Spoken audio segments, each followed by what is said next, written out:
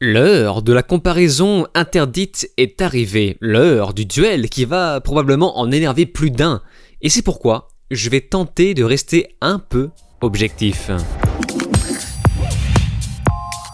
Salut à tous, c'est Vince et sur Plottime on se retrouve une nouvelle fois sur la série Les Anneaux de pouvoir, mais pas que parce qu'en fait j'ai réfléchi à faire si oui ou non je fais une vidéo sur la saison 2, une espèce de vidéo théorie sur la saison 2 de House of the Dragon, mais en fait vous faire ça serait vous spoiler bêtement le livre, car la série pour l'instant est plutôt proche du livre, donc au lieu de faire ça, je me suis dit que j'allais plutôt faire la veille de l'épisode final, une vidéo où je compare les deux séries qui sont sorties simultanément, donc raison de plus de les comparer, donc Les Anneaux de Pouvoir et House of the Dragon. La fameuse comparaison interdite, et franchement je ne sais pas pourquoi ça offusque autant de gens quand on fait cette comparaison. Et d'ailleurs je me rends compte que la plupart des gens qui s'offusquent par rapport à ça, ce sont comme par hasard des gens qui défendent la série Les Anneaux de Pouvoir, alors que les gens qui défendent la série House of the Dragon, bah, ils s'en foutent. À la limite, il y a des gens qui débattent pour savoir si oui ou non House of the Dragon est meilleur, plus qualitatif que Game of Thrones, et là pour le coup c'est intéressant à débattre. Mais par contre les gens qui aiment House of the Dragon n'ont aucun problème avec l'idée de comparer cette série avec Les Anneaux de Pouvoir. Et franchement je trouve ça un peu dommage de voir autant de gens se fermer à ça, parce qu'en vérité, pour moi, c'est complètement comparables. Elles sont toutes les deux des séries de fiction de fantasy médiévale qui plus est, si on accepte le fait qu'il n'y ait pas de nains et d'elfes dans l'univers de Game of Thrones. En vérité, la seule vraie différence, c'est que Le Seigneur des Anneaux, c'est plus quelque chose du type action-aventure, ok, et Game of Thrones, c'est plus quelque chose du type drame, un drame politique. Mais en dehors de ça, et du fait qu'il n'y ait pas de nains et d'elfes dans Game of Thrones, bah franchement, on peut s'amuser à comparer les deux. On peut s'amuser, mais vraiment largement même, à comparer les personnages, la qualité d'écriture, le climax, et oui ou non, l'enjeu commence à monter crescendo, etc. Bon, évidemment, si vous avez suivi toutes mes vidéos sur les deux sujets depuis le début, je pense que vous connaissez déjà mon avis.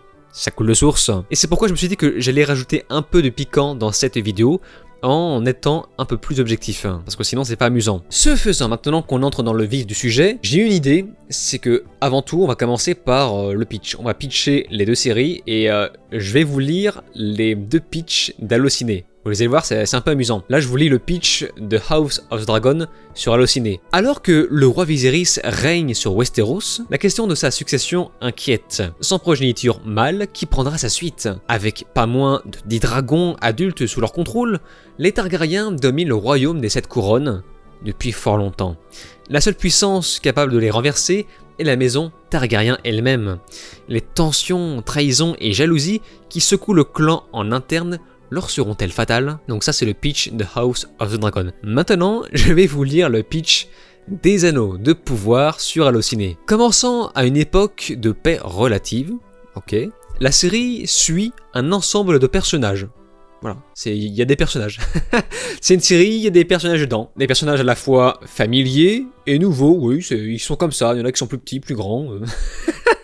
Alors qu'ils affrontent la réémergence tant redoutée du mal sur la Terre du Milieu. Donc c'est-à-dire qu'il y a peut-être... il y a un méchant mais c'est pas sûr. Il y a un truc dangereux quoi. Genre on peut marcher sur un Lego par exemple. Des profondeurs les plus sombres des monts brumeux, aux forêts majestueuses de la capitale elfique de Lindon, à l'île royaume à couper le souffle de Númenor, et jusqu'aux confins les plus éloignés du monde, ces royaumes et personnages bâtiront des légendes qui continueront d'exister bien longtemps après leur mort. Voilà, ça c'est quelques lignes de vide. Je suis désolé, hein, c'est... Enfin, tu sens que le mec ne savait pas comment pitcher ça, et du coup bah y a rien quoi. Y a rien. Après je pense que c'est un pitch qui a été créé avant la sortie de la série, et le mec devait se baser seulement, j'imagine, sur la bande-annonce, mais c'est pas sûr. Donc pour ne pas être de mauvaise foi, j'ai recréé un pitch qui, selon moi, colle le mieux à la série. Donc pour moi, la vraie version du pitch des Anneaux de Pouvoir, c'est celui-là. Galadriel souhaite venger la mort de son frère en traquant Sauron. Et en parallèle, les elfes se meurent. Voilà. Donc c'est globalement comme ça que je pourrais résumer la première saison. Après on pourrait dire qu'il y a une montée en puissance de Sauron, et même pas, parce que pour l'instant Sauron, bah, il est encore gentil. Donc j'attends le moment où il devient méchant, et voilà, c'est tout quoi. Enfin il y a quoi, si on peut, oui, la montée en puissance de Sauron, donc les orques, mais voilà, ça j'ai déjà dit quoi. Il y a Gandalf, mais pour l'instant, il n'y a rien de plus, quoi. Il y a juste Gandalf, quoi. Il est tombé du ciel. Bref, ça annonce la couleur, quoi. Donc, question existentielle, est-ce que Les Anneaux de Pouvoir est fidèle aux 5 pages de l'appendice qui résume brièvement le second âge qu'ils sont censés adapter? Forcément, la réponse, vous la connaissez, évidemment, c'est un non, la série n'est pas du tout fidèle, et même les défenseurs de la série l'avouent, ils l'assument. Vous prenez Captain Popcorn, il l'assume. Donc voilà, clairement, la série n'est pas fidèle. Donc ça, c'est incontestable. D'ailleurs, ça fait marrer parce qu'il y a beaucoup de gens qui ne lisent pas les livres et qui disent « Ouais, mais c'est compliqué à adapter, vous savez, c'est tellement riche, c'est riche. » Ouais, mais t'as pas lu le livre, mon gars. Donc juste, chut, voilà, chut. Et surtout, et ça je vous l'ai déjà dit dans ma vidéo précédente sur la saison 2, la série s'est tellement assise sur les livres qu'il est difficile de concevoir une suite à partir du matériau de base. Maintenant, concernant House of the Dragon, est-ce que la série est fidèle, non pas aux 5, mais bien aux 500 putains de pages qu'elle est censée adapter, puisque ça adapte la moitié, la deuxième moitié du livre, donc à peu près entre 4 et 500 pages. Voilà, là on a un putain de truc copieux. Excusez-moi, je me calme. Donc, est-ce que c'est fidèle? La réponse est oui, c'est fidèle. En tout cas, certes, ils prennent des libertés, voire même parfois de grosses libertés, mais ça reste toujours sur les rails, sur les très grandes rails de l'histoire principale. De plus, la plupart des libertés qu'ils prennent, ce sont des libertés que j'aurais moi-même prises, car elles ne sont là que pour humaniser les personnages principaux afin de créer de l'émotion. Par exemple, prenez Viserys. En vérité, quand on lit le livre, Viserys n'est pas aussi touchant et charismatique que dans les écrits. En fait, ce bouquin, aussi intéressant soit-il, n'est qu'une retranscription historique imaginaire de l'univers raconté de façon non romancée par des maîtres ou d'autres témoins. C'est vraiment comme si on entrait dans l'univers et qu'on lisait des chroniques directement là-bas. Et la série a décidé d'en faire une série, donc créer une histoire à partir de ça, et forcément en mettant un peu plus de profondeur. Et c'est pour ça, et j'insiste bien avec ça, c'est très important à noter, très très important, mais en vérité, si la série est bonne, c'est pas juste que parce que c'est fidèle, c'est un plus en vrai. Mais 50% de la qualité de House of the Dragon vient de la qualité d'écriture par les scénaristes, tout simplement. Donc vraiment, c'est très important à le noter. Si ça avait été adapté par un putain de pion ou je ne sais quoi, ça aurait été bancal. Je pense que George Martin était là en tant que consultant sur l'écriture pour savoir si oui ou non ça reste bien fidèle, si c'est ok de prendre tel type de liberté. Mais par contre, là où c'est beaucoup plus profond, c'est vraiment par rapport à l'écriture des scénaristes. De plus, cette série va prendre son temps par rapport au roman et propose des ajouts qui mettent de la profondeur et rendent la série parfois meilleure que le livre. Enfin, je dirais pas que c'est meilleur, je dirais plutôt que c'est différent. C'est ce qu'on appelle une adaptation. Et qu'est-ce que j'aurais aimé dire ça? Nom d'une pipe pour les séries The Witcher ou encore Les Anneaux de Pouvoir. Mais je n'en peux plus des incultes qui arrivent pour me dire ah qu'est-ce qu'ils sont pénibles ces gens là, à lire les livres, ça va jamais hein. Bah si mec, là ça va. House of the Dragon, ça va. C'est fidèle dans ses grandes lignes, ça prend des libertés qui sont là que pour le bénéfice de la série. Et au final, qu'est-ce qu'on a? On a une série que les gens kiffent. Voilà, c'est mathématique.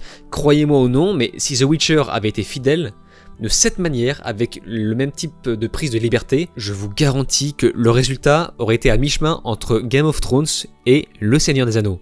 Je vous garantis. C'est vraiment, si. Parce que moi, je lis The Witcher surtout pour les personnages et l'ambiance, mais l'histoire, elle est pas forcément palpitante. Donc tu me rajoutes quelques scènes d'action, un petit peu de liens supplémentaires, mais vraiment, il y a 1000 choses à faire avec The Witcher.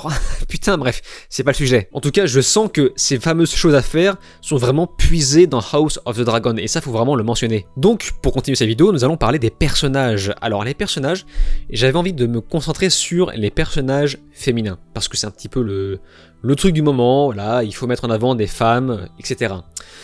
Pour lutter contre les méchants patriarcats, bon voilà. Et du coup, je me suis dit, tiens, on va faire un truc intéressant, c'est qu'on va comparer les personnages féminins de House of the Dragon avec ceux des Anneaux de Pouvoir.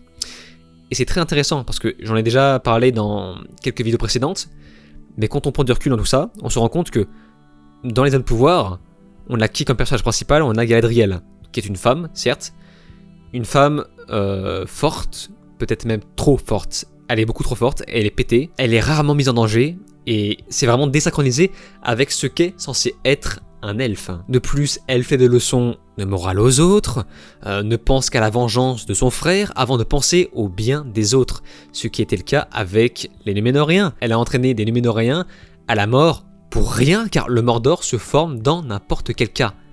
C'est, pour moi, un personnage mal écrit, clairement. Donc non seulement Galadriel ne sert à rien, mais en plus elle attire le mal à elle. Sa seule utilité aura été de créer un troisième anneau elfique pour éviter la division. Mais après, en fait, j'ai revu la scène, là, il y a un instant, et je me suis rendu compte que cette scène, c'est juste, comment dire, un truc philosophique à deux balles. Mais concrètement, en fait, 2 ou 3 anneaux, ça aurait été pareil pour Sauron, j'imagine. Et finalement, ça n'aura que très peu d'impact sur la suite, hormis le fait que, bah certes, voilà, les elfes ont été sauvés, et par qui? Par Sauron. Enfin, en gros, Galadriel a eu un impact indirect sur la survie des elfes. Mais concrètement, bah, c'est Sauron qui les a aidés. Voilà. C'est mal écrit. Pour moi, c'est clairement mal écrit. Et surtout, les autres personnages féminins n'ont absolument aucune utilité. Qu'ils aient été inventés ou non, attention, hein. Elles ne font que prendre des décisions que n'importe qui aurait pris à leur place. Le discours prétendu émouvant de Bronwyn ne sert à rien, puisque les paysans choisissent d'écouter Perceval. Myriel, de son côté, ne fait qu'attendre que le combat de l'épisode 6 se termine pour festoyer une victoire qu'elle n'a pas mérité, et Eärien, qui elle aussi était inventée, ne sert à rien à part découvrir la pierre Palantir à la fin. Voilà, c'est tout. Et Disa, de son côté, ne sert vraiment à rien à part, comment dire, influencer Durin pour qu'il trahisse son père. C'est beau, hein, la famille. Hein. Franchement, ça valait bien le coup de faire toutes ces polémiques pour la naine sans barbe. Maintenant, les femmes dans House of the Dragon. Non seulement les personnages féminins sont importants, mais il y a de plus une philosophie presque poétique derrière. Les scénaristes ont jugé bon de symboliser les conflits de guerre à venir à travers le comportement et la santé des personnages. Par exemple, le conflit principal sera représenté par l'amitié brisée par Alicent et Rhaenyra, et la chute du royaume sera symbolisée par la santé décadente de Viserys. Là où les personnages masculins sont sans arrêt désolés d'exister dans les anneaux de pouvoir, et c'est vraiment insupportable. Vous prenez Arondir qui est toujours dans les jupons de Bronwyn, enfin derrière avec son petit regard de cuck là, Elrond qui ne fait qu'écouter bêtement Galadriel, Durin 4 comme je vous ai dit qui entre en conflit avec son père parce que Disa lui a demandé. Dans House of Dragon, les personnages masculins sont au contraire complémentaires avec les femmes. Prenez par exemple Rhaenys et Rhaenyra qui au début de la série sont lassés, mais vraiment fatigués du système patriarcal, avec un espèce de dialogue très criard. Eh bien, malgré tout, malgré cette lassitude, elles ne sont pas débiles pour autant. Je veux dire, elles tiennent à voir leur enfant masculin aux commandes pour la suite. Rhaenys, même si elle est attachée à cette démolition du système patriarcal, elle reste quand même amoureuse de son mari, de Corlys, et Rhaenyra, elle, fait ça par amour pour ses enfants. Pour moi, la scène avec Vaemon qui pète un câble, c'est vraiment une scène très forte pour ça. D'ailleurs, je vous ai pas dit, mais cette scène, je l'ai regardée plein de fois. Bon, bref. Putain, mais jamais je ferais ça avec les hommes de pouvoir, quoi. Bref. De plus, les hommes se battent sur le champ de bataille, tandis que les femmes font des enfants. Et c'est pas pour faire de la discrimination, c'est pour se rapprocher de l'époque médiévale, du Moyen-Âge, parce que voilà, testo oblige. La testo fait que les hommes étaient plus aptes à se battre sur le champ de bataille. Ce n'est qu'à dos de dragon que les femmes montrent enfin leur croc, et à côté, elles apportent une importance dans d'autres circonstances, comme par exemple la politique ou encore la protection et la bonne éducation de leurs enfants. Enfin, elles sont là vraiment pour créer une image. Les hommes sont très brutaux, un petit peu comme Daemon, tandis que Rhaenyra est beaucoup plus saine d'esprit. Et c'est là que des fissures naissent. Là, on voit des porcs apparaître d'un côté et de l'autre des enfants, des garçons beaucoup plus sages. De plus, chaque personnage féminin ou masculin apporte quelque chose. Ils ne sont pas là juste pour faire du remplissage, ils sont là pour apporter une brique supplémentaire à l'écriture, je veux dire qu'il soit grand ou petit, genre de Rhaenyra à une simple servante comme Diana, qui nous permettra de nous donner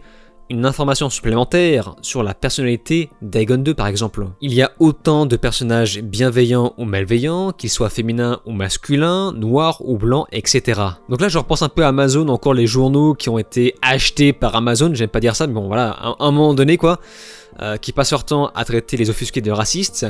Les gars, les deux séries sont diversifiées, hein, et pourtant ça gueule beaucoup plus d'un côté que d'un autre, donc réfléchissez. Et pour finir, ça c'est un truc que j'aime beaucoup dire, c'est que les personnages de House of the Dragon sont gris. Aucun n'est vraiment parfait, ils font tous des conneries, et n'agissent pas par méchanceté gratuite sauf dans certains cas bien sûr. Bref, c'est beaucoup plus nuancé qu'il n'y paraît. Du côté de la réalisation, évidemment, Les Anneaux de Pouvoir, lors des 2 premiers épisodes, possèdent une très bonne réalisation. Évidemment, pour moi, ce n'est pas du niveau des premiers films, mais quand même, ça faisait largement le café. Mais à partir du moment où Bayona est parti, tout le reste devient très plan-plan. Pas mauvais, hein, juste plan-plan, avec des chants contre chants, classiques, ce qui contraste avec l'aspect vivant de la caméra de Peter Jackson. Et le pire, c'est qu'on ne rappelle pas Bayona pour la fin. Là, on pensait qu'ils allaient tout lâcher. On finit donc la série sur quelque chose de très simple, mais avec de jolis plans malgré tout. Et c'est dommage qu'ils aient pas ramené quelqu'un de beaucoup plus talentueux, ne serait-ce que pour l'épisode 6, qui finalement fait pas le figure à côté de la bataille du gouffre de Helm. House of the Dragon, à côté, propose une réal très british. Vous savez, il y a beaucoup de travail de composition d'images sur le cadrage, comme si on peignait un tableau. Beaucoup de gros plans, parfois en plongée ou en contre-plongée, pour appuyer sur le malaise de certains personnages. Et le découpage nous aide à développer l'immersion de l'univers, pourtant irréel. Lors de la bataille de la Triarchie, par exemple, la caméra filme du point de vue humain. Enfin, en tout cas, la plupart des plans sont vus du point de vue humain. C'est parfois le bordel, certes, mais c'est justement l'effet voulu. On a vraiment l'impression que l'armée va nous foncer dessus. House of the Dragon ne propose que très peu d'action. Certes, mais ça reste, cela dit, épique dans sa mise en scène. Genre le mariage, par exemple, les noces, il y a un côté très spectaculaire. Le retour de Viserys, vieux, malade, fatigué, qui monte, mais difficilement sur le trône, ça, mais vraiment c'est épique avec une espèce de musique à la Dark Souls derrière, vraiment je me suis retapé de la scène plein de fois, c'est génial ça c'est épique sans forcément être de l'action, et on aurait aimé ce genre de scène dans les Anneaux de Pouvoir quoi. Allez, pour ne pas être de mauvaise foi, j'ai oublié de mentionner quelque chose dont je n'ai pas assez parlé dans mes vidéos précédentes, c'est la scène où Galadriel entre dans une espèce de psyché où elle parle avec Sauron. Moi je trouve ça un petit peu comique parce que on sait pas d'où ça sort, genre c'est quoi, c'est un super pouvoir, mais au-delà de ça, en termes de réal, il y a quelque chose, il se passe quelque chose, il y a de belles transitions, genre le fameux reflet dans l'eau, c'est pas mal. Et d'ailleurs dans cet épisode là il y a beaucoup de plans jolis et c'est une des seules scènes qui m'a donné envie de revoir plusieurs fois. Et maintenant, nous allons parler d'un sujet qui fâche, le fameux, la diversité ethnique au sein des 2 univers. Eh mais t'es vraiment obsédé par les couleurs de peau, mon gars, hein. C'est bon, ça y est, t'as fini de pleurer maintenant. Voilà. Maintenant, on laisse les grands parler, hein. Bref, la diversité ethnique dans les Anneaux de Pouvoir, évidemment.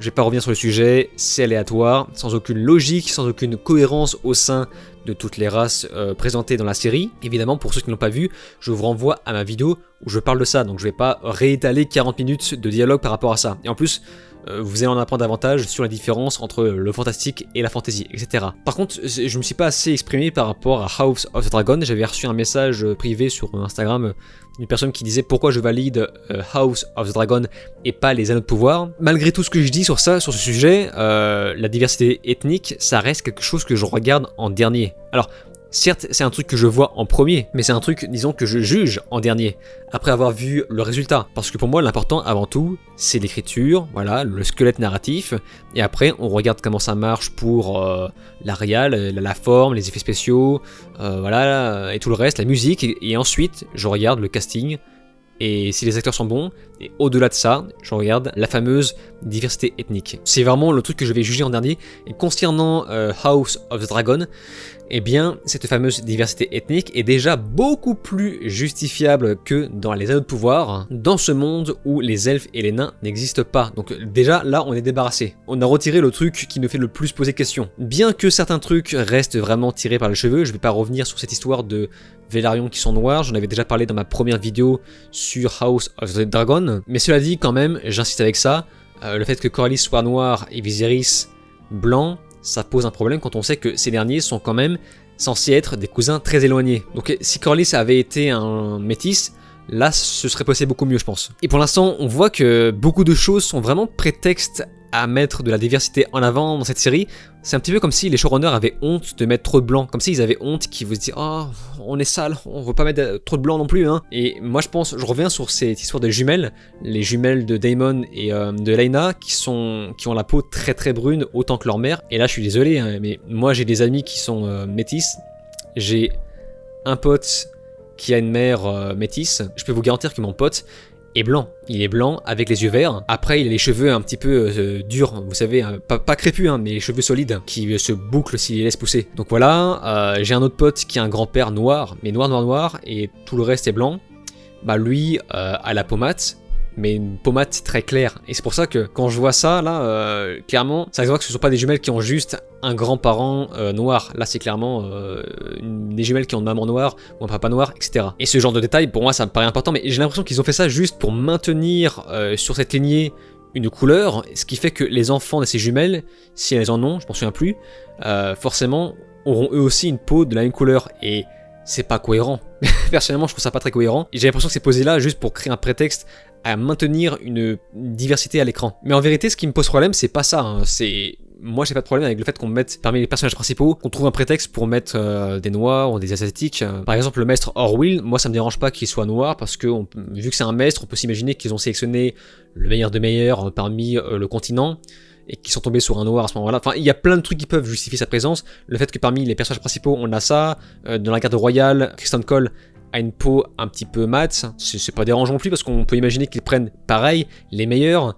Mais par contre, là où ça me pose problème, c'est dans le peuple. Il y a une minorité ethnique à Port-Royal qu'il n'y avait pas dans Game of Thrones, et pourtant, eh bien, ça se passe 200 ans avant, et c'est canon, putain, c'est canon. Donc, enfin, je sais pas, surtout que Port-Royal, bah, c'est un endroit cloisonné. Donc, comment tu veux me justifier une minorité ethnique? Enfin, je me serais pas posé de question s'il y avait cette même minorité dans la première série. Mais pour moi, ça me paraissait logique qu'il n'y ait quasiment pas de minorité dans la première série. Parce que je veux dire, c'est Game of Thrones, c'est un univers très xénophobe. Donc c'est un peu bizarre, quoi. Bref, je clôture maintenant le sujet par rapport à ça. Évidemment, je vais me faire, une fois de plus, fouetter les fesses.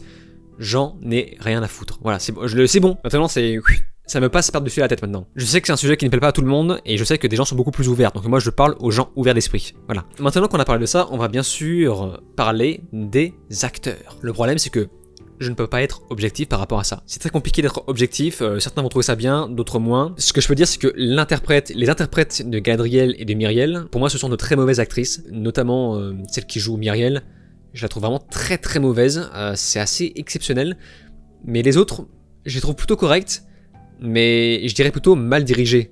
Et de plus, ils ne sont pas aidés par les dialogues.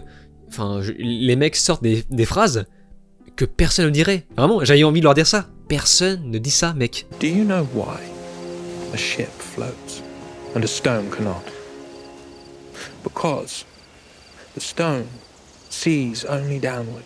Donc les autres acteurs ne sont pas forcément mauvais, ils sont juste pas aidés, quoi, clairement. Et à côté, les acteurs de House of the Dragon, et ben là c'est pareil, c'est subjectif, mais je les trouve tous charismatiques, sans exception. Je veux dire, homme ou femme, Otto est un crack, enfin l'interprète d'Otto, mais putain quel ouf, je crois que c'est le même acteur qui joue le lézard dans Amazing Spider-Man. C'est ce mec qui est magique. Vraiment, quand je le vois, j'ai des frissons. Et surtout, tout le monde est d'accord pour dire que l'interprète de Viserys, donc Paddy Considine, mérite un prix, clairement, parce que jouer un personnage qui voit sa santé se dégrader d'épisode en épisode implique pour lui de changer de jeu d'acteur à chaque fois, entre chaque épisode, ça devait être pénible à faire, il devait retravailler un nouveau personnage à chaque fois, et vraiment, mais vers la fin de la série, dans l'épisode 8, j'avais mal avec lui, hein. J'avais vraiment mal, ouais, la performance est vraiment ouf.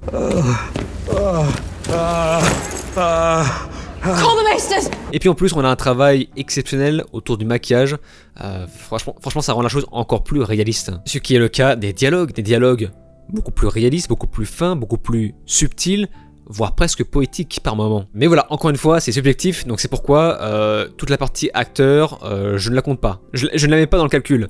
Voilà, ça va dépendre des gens. Et peut-être que du fait que j'étais beaucoup plus pris dans House of the Dragon, je pense que ça a joué sur ma vision durant la série. Du côté du montage, dans Les Anneaux de Pouvoir, on nous montre différents arcs qui se switchent durant chaque épisode.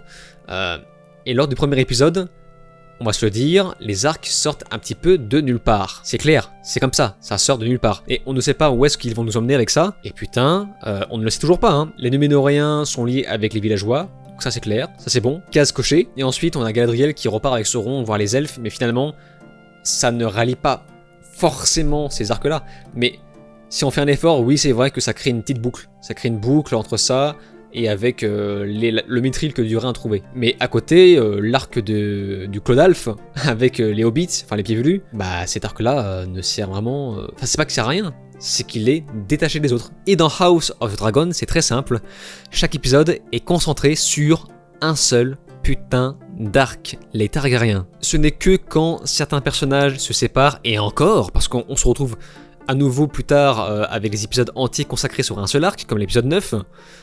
Genre dans l'épisode 9, jamais on nous revient du côté de Rhaenyra et de Daemon, on ne voit que ce qui se passe à Port-Royal, et ça c'est génial. Mais des fois on divise l'arc en 2 grands maximum. Et ce qui nous donne forcément beaucoup plus de temps pour nous intéresser aux personnages. Donc voilà, un point de plus. Maintenant, attention, parce qu'on va parler des effets spéciaux. House of the Dragon, à côté, moins cher, c'est clair, et ça se voit. Vraiment.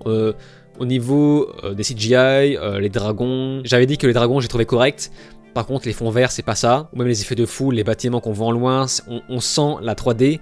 Par contre, je trouve que le budget a été beaucoup mieux réparti. Notamment pour l'effet de grandeur, l'effet de foule. Vous savez, à Port-Royal, on a vraiment l'impression que la ville est géante. On a des effets de verticalité, des effets d'horizon, notamment pendant le couronnement d'Aegon. On a vraiment l'impression que la salle est immense, immense. Là où les Anneaux de Pouvoir proposent des duplications grossières de personnages, c'est filmé en plongée, pour ne pas voir la limite du petit studio dans lequel ils ont filmé telle scène. Mais quel scandale, putain! Genre, ça coûtait trop cher de mettre des fonds verts derrière ou des fonds bleus comme le faisait Peter Jackson pour qu'on puisse remplacer le fond par des montagnes ou je ne sais pas, des décors externes et qu'on puisse voir un peu plus loin la foule.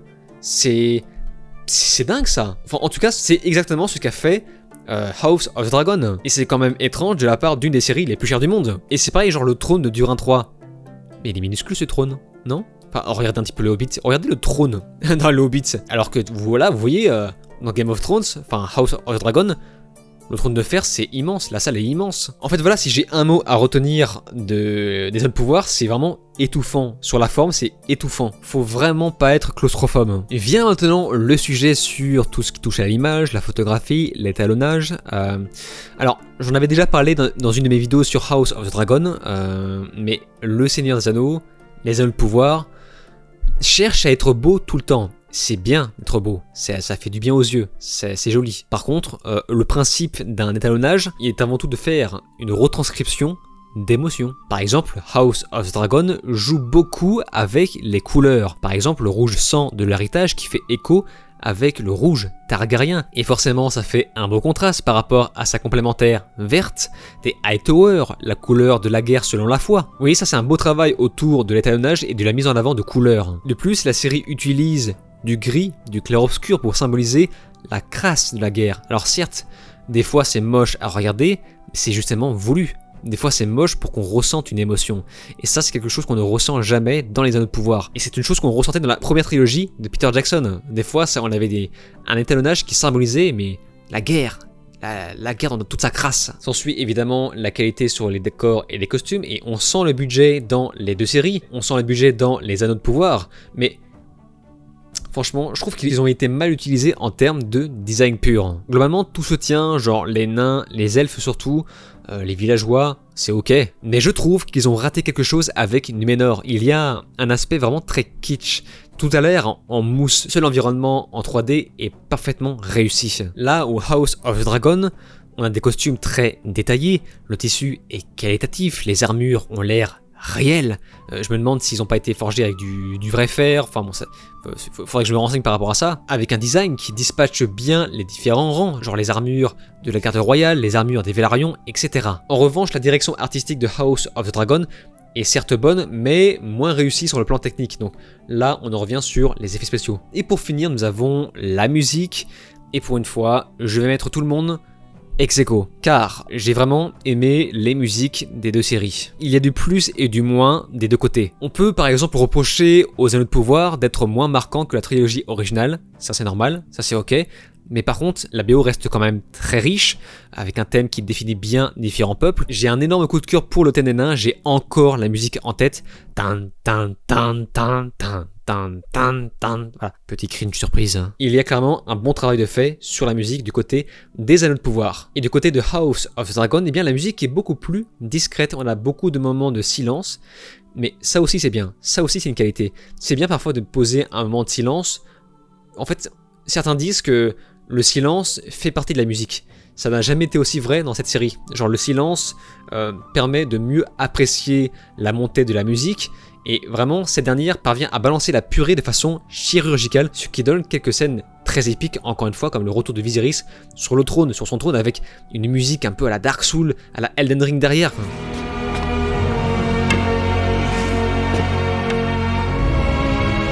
Mais après pour l'instant je préfère très largement la musique de Game of Thrones. On avait le thème de Lannister, le thème de Daenerys.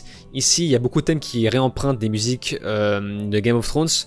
Et certains thèmes ne sont pas forcément beaucoup plus marquants. Mais quand même il y a un travail de fait. Et bien voilà les gens. Voilà, j'ai fait le tour.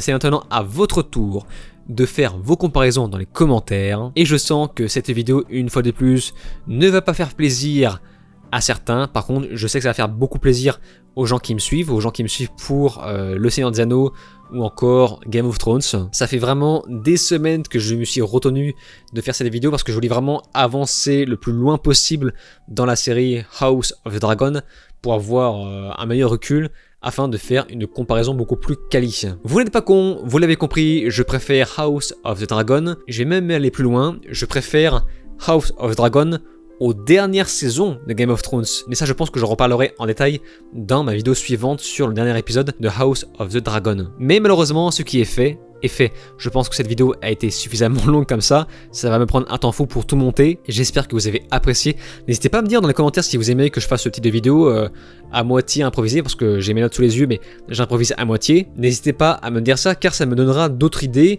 pour d'autres sujets. Et c'est donc sur ces mots qu'on se laisse. N'oubliez pas de vous abonner à ma chaîne YouTube, cliquez sur la cloche, souscrire à ma chaîne si vous pouvez, et me rejoindre sur les réseaux sociaux. Je vous dis alors ciao et à la prochaine.